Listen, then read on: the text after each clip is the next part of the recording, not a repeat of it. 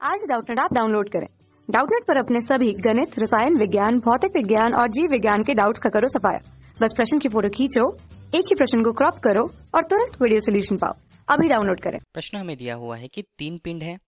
ए पिंड जिसे एक ठोस गोला के रूप में है, दूसरा बी पिंड जो है वो एक पतली वृत्ताकार चकती है, तीसरा पिंड सी एक वृत्ताकार छल्ला है जिसे हम रिंग भी कहते हैं, जिसमें प्रत्येक का द्रव्यमान कैपिटल एम और उनकी त्रिज्याएं आर हैं कैपिटल आर के रूप में, जो तीनों समान कोणीय चाल ओमेगा से अपनी सममितीय अक्षों के परितः चक्रण कर रही हैं या घूर्णन कर रही हैं। इन्हें विरामावस्था में लाने के लिए किए जाने वाले कार्यों के लिए कौन सा संबंध सही होगा इसकी गणना करनी है।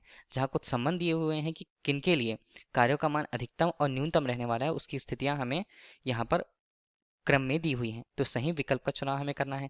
तो देखिए प्रश्न में जो जो दिया हुआ है उन स्थितियों को हम लिख लेते हैं कि उनके आरेख हम बना लेते हैं।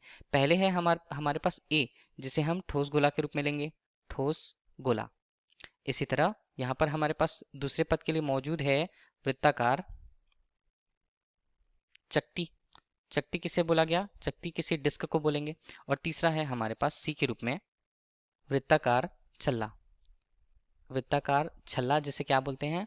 हम रिंग भी कहते हैं। तो ठीक है, उनकी संरचना हम बना लेते हैं। आप देखिए इनकी संरचना हमने बना लिया कि ये ठोस गोला है। ठोस गोला है तो उसकी त्रिज्या को हम यहाँ पर कैपिटल आर से प्रदर्शित कर रहे हैं, कैपिटल आर से, और उसके द्रव्यमान को एम से। इसी तरह वृत्ताकार चकती हमारे पास है। वृत्ताकार चकती क्या होती है? पतली प्लेट की तरह ही होती है जिसकी संरचना गोलाकार या वृत्तीय संरचना होती है। इसके लिए हमने उसके केंद्र को ओ से और यहाँ पर उसकी त्रिज्या को कैपिटल आर से प्रस्तुत कर रखा है, जिसका द्रव्यमान यहाँ पर m है। इस प्रकार हमारे पास एक अन्य रूप में वृत्ताकार छल्ला है जिसका केंद्र यहाँ पर और यहाँ पर उसकी त्रिज्या कैपिटल आर से हमने प्रदर्शित कर रखी है, उसके द्रव्यमान को हम कैपिटल एम से प्रदर्शित कर रहे हैं। चूंकि बोला जा रहा है कि तीनों जो यहाँ पर हमें पदार्थ के रूप में दिए हुए हैं उनका अब अपने व्यास के अक्ष के परितः, जैसे हमने यहाँ पर एक्स डैश अक्ष ले लिया, उसके परितः उनका कोणीय वेग जो है ओमेगा के रूप में है। इसी तरह यहाँ पर भी देखें तो इसके लिए इसका जो अक्ष होगा, जो केंद्र से जाने वाला अक्ष एक्स डैश के रूप में, उसके परितः इसका भी जो कोणीय वेग है वो ओमेगा है। इसी तरह वृत्तीय छल्ले के रूप में भी हम बात करें तो उसका यहाँ पर एक अक्ष है एक्स एक्स डैश, जो क्या होता है? उसके केंद्र के सापेक्ष, केंद्र के लंबवत है, उसके सापेक्ष वह कोणीय वेग ओमेगा से गति कर रही है तीनों। तो समान कोणीय वेग से समान द्रव्यमान एवं समान त्रिज्या के तीन अलग अलग आकार हमारे पास मौजूद हैं। अब बोला जा रहा है कि इन्हें विरामावस्था में लाने के लिए किए जाने वाले आवश्यक कार्यों में संबंध स्थापित करना है। तो ये देखिए कि हमारे पास क्या क्या स्थितियां हो सकती हैं कि यदि कोई वस्तु गत्यावस्था में है तो गत्यावस्था से हम उसे यदि कुछ बल लगा के या बाह्य बल लगा के उसे यदि हम विरामावस्था में लाते हैं तो गत्यावस्था से विरामावस्था में लाने पर उसके जड़त्व के विरुद्ध कार्य किया गया। तो गत्यावस्था से विरामावस्था में लाने के लिए किया गया कार्य जो होता है वही क्या होता है? वही उसकी गतिज ऊर्जा में परिवर्तन को बताता है। गतिज ऊर्जा में परिवर्तन। तो गतिज ऊर्जा इसमें किस प्रकार की होगी? चूंकि वह कोणीय वेग ओमेगा से गति कर रहे हैं तो घूर्णन गतिज ऊर्जा रहने वाली है। कार्य में परिवर्तन को इसे डेल डब्ल्यू से प्रस्तुत किया, ये गतिज ऊर्जा में परिवर्तन डेल के ई के रूप में हमें प्रस्तुत करती है। तो यही गतिज ऊर्जा के मान में हमें तुलना करनी है। तुलना करनी है किस तरह से? कार्य के रूप में हम देखते हैं। कार्य के रूप में हम देखें तो सबसे पहले हम बात करते हैं ठोस गोले के लिए। यहाँ पर ठोस गोले के लिए उसके हम गतिज ऊर्जा की यदि बात करें तो गतिज ऊर्जा के ई के रूप में स्पष्ट होती है, जिसका मान क्या होता है? इसका मान होता है 1:2 आई ओमेगा वर्ग। जिस कोणीय वेग ओमेगा से वह गति कर रही हैं घूर्णन गति, और उनका उनके सममितीय अक्ष के सापेक्ष जड़त्व आघूर्ण के गुणनफल से इस प्रकार हमें गतिज ऊर्जा का मान प्राप्त होगा। तो ठोस गोले के लिए उसकी गतिज ऊर्जा यदि देखते हैं तो उसका मान क्या रहने वाला है? देखिए ठोस गोले को हमने ए से प्रदर्शित कर रखा हुआ है तो उसके कार्य को हमने डब्ल्यू ए से प्रदर्शित किया हुआ है और इसका मान होगा 1:2 आई ओमेगा वर्ग के रूप में। देखिए ये क्या होते हैं मान? 1:2। और कोई ठोस गोला है उसका उसके अक्ष के परितः जड़त्व आघूर्ण कितना होता है? 2:5। उसका द्रव्यमान m और उसकी त्रिज्या r के वर्ग के बराबर, और यहाँ पर ओमेगा हमने ले लिया इसे वर्ग के रूप में। ठीक है, ये डब्ल्यू ए को बताता है। इसी तरह ठोस गोले के लिए हमने देख लिया। अब हम देखेंगे वृत्ताकार चकती के लिए। वृत्ताकार चकती के लिए वृत्ताकार चकती को हमने बी से प्रस्तुत किया हुआ है, उसमें किए जाने वाले कार्य को डब्ल्यू बी से प्रस्तुत करेंगे, जिसका मान भी होगा 1:2 आई ओमेगा वर्ग के रूप में। जहां आई हमें क्या बताता है? उसका उसके सममिति अक्ष या केंद्र के लंबवत ही सापेक्ष जड़त्वीय आघूर्ण को। तो इसका मान होगा 1:2 और यहाँ पर इसका मान 1:2 m r वर्ग ओमेगा वर्ग के रूप में हमें मिला। तीसरी स्थिति हमें दी गई है प्रश्न में कि हमें निकालना है तीसरे पद में किसी वृत्ताकार छल्ले के लिए। तो वृत्ताकार छल्ला क्या होगा? वृत्ताकार छल्ला जिसे हमने किससे प्रस्तुत कर रखा है? तीसरे पदार्थ के रूप में C से प्रस्तुत कर रखा है। तो उसके लिए किया जाने वाला कार्य W C से प्रेषित कर रहे हैं, उसका मान क्या होगा? 1:2 I ओमेगा वर्ग। यहाँ पर W C क्या होगा? 1:2 I कितना होता है किसी वृत्ताकार छल्ले के लिए?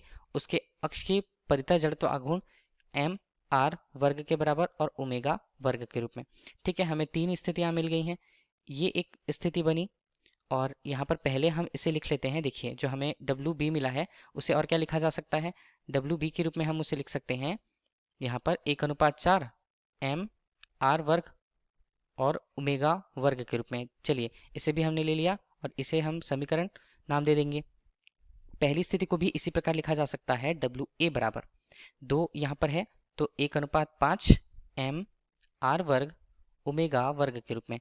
तो हमें यह मिला, इसे भी हम दे देते हैं नाम। तो क्रमशः यह नाम हो जाएंगे समीकरण 1, समीकरण 2 और समीकरण 3। जैसा कि प्रश्न में दिया गया है, हमें उसकी तुलना करनी है। कार्यों की तुलना करें तो हम उसे किस प्रकार से लिख पाएंगे, देखिएगा। इसे यदि ठोस गोले के लिए कार्य के लिए A अनुपात पर वृत्ताकार शक्ति के लिए कार्य B और यहाँ पर वृत्ताकार छल्ले के लिए कार्य C के रूप में WC के रूप में हम व्यक्त करते हैं। इनके मान क्रमशः क्या होते हैं, देखिएगा। 1:5 m r वर्ग ओमेगा वर्ग अनुपात के रूप में 1:4 m r वर्ग ओमेगा वर्ग और यहाँ पर अनुपात में 1:2 m r वर्ग ओमेगा वर्ग के रूप में। देखिए, हमारे पास किन के मान हट जाएंगे तो इसे क्रमशः लिखा जाएगा WA अनुपात WB अनुपात WC।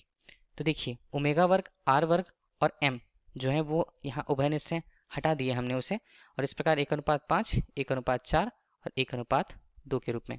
अब इसे देखिए हल किस प्रकार किया जाएगा। इसे सममित बनाने के लिए हम क्या करते हैं, देखिए WA, WB और WC हमने क्या किया, 5 था, 4 था और 2 था, तीनों का हमने गुणा किया। तीनों के उभयनिष्ठ के रूप में इनके लघुत्तम हम निकालते हैं। तो उभयनिष्ठ पद के रूप में जो मान प्राप्त होगा वो 20 होगा। तो यहाँ पर हमने 20 से तीनों पक्षों में गुणा कर दिया, 20/5, 20/4 और यहाँ पर 20/2 के रूप में। इसे हल करते कितना मिलेगा, यहाँ पर 4:5:10 के रूप में। देखिए, ये क्या बताता है, WA, WB और WC। देखिए, इस अनुपात से हम समझ पा रहे हैं कि सबसे ज़्यादा कार्य हमें किसके लिए करना पड़ेगा, वृत्ताकार छल्ले के लिए WC। तो WC का मान सबसे अधिकतम रहने वाला है, WC को हम सबसे पहले लिखते हैं। उससे कम क्या होगा, WB अर्थात वृत्ताकार शक्ति के लिए। WB से हमने व्यक्त किया। इसी तरह यहाँ पर अंतिम रूप से जो ठोस गोला होगा उसके लिए उसे रोकने के लिए हमें सबसे कम कार्य करना पड़ेगा तीनों की अपेक्षा, इसलिए इसे WA से व्यक्त किया। यह इस प्रश्न का उत्तर होगा। अब हम इसे देखते हैं विकल्पों के रूप में। तो यहाँ पर हमारे लिए कौन से मान आते हैं, तो C का मान सबसे अधिक, B फिर A। तो हमारे पास क्या होगा, विकल्प C जो है इस प्रश्न का सही उत्तर होगा। धन्यवाद। कक्षा 6 से 12वीं से लेकर नीट, IIT, JEE वो एडवांस के लेवल तक 1 करोड़ से ज्यादा छात्रों का भरोसा। आज ही डाउनलोड करें डाउटनेट ऐप या व्हाट्सएप करें अपने सारे डाउट्स 8400 400 400 पर।